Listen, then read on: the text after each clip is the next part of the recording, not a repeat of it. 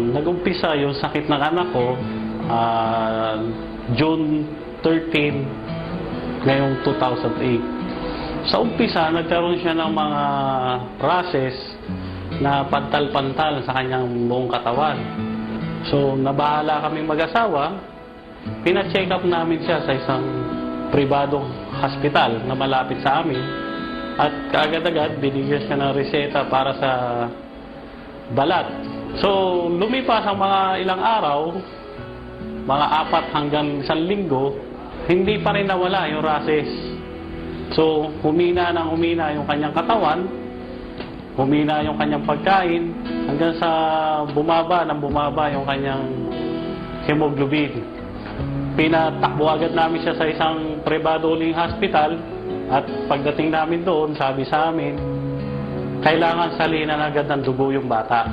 Pero dahil nga hindi kami naniniwala sa pagsasalin ng dugo, hindi agad-agad namin pinasalinan.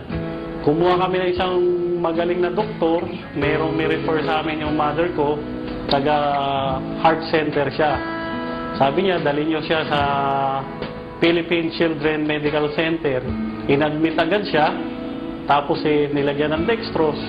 Halos umabot kami ng mga 1 buwan at kalahati sa hospital. Ang bill namin umabot ng 179,000. Pwera ang PF ng doctors. No? Sa madaling salita, nakalabas kami ng hospital, and yet hindi pa alam kung ano talaga ang igagamot sa anak ko. Ang na-diagnose nila is yung lupus nephritis.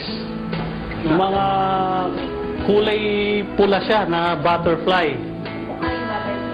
Yung butterfly na spot. Tapos sa katawan niya, ganoon din.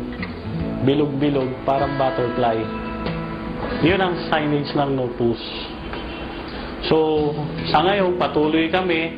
Naka-schedule sana siya sa biopsy tuwing buwan ng Agosto. Pero, merong isang miracle na nangyari sa aming buhay.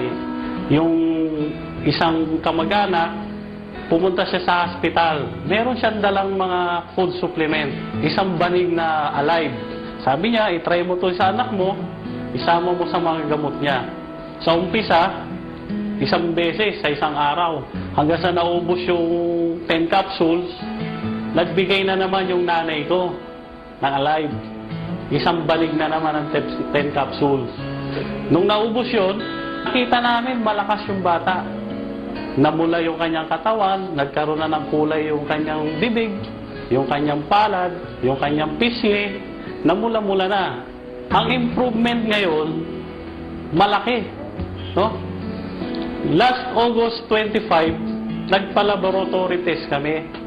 Kasi every month, meron kaming laboratory test na ginagawa. Yung urine test niya, yung creatinine niya, yung CBC niya.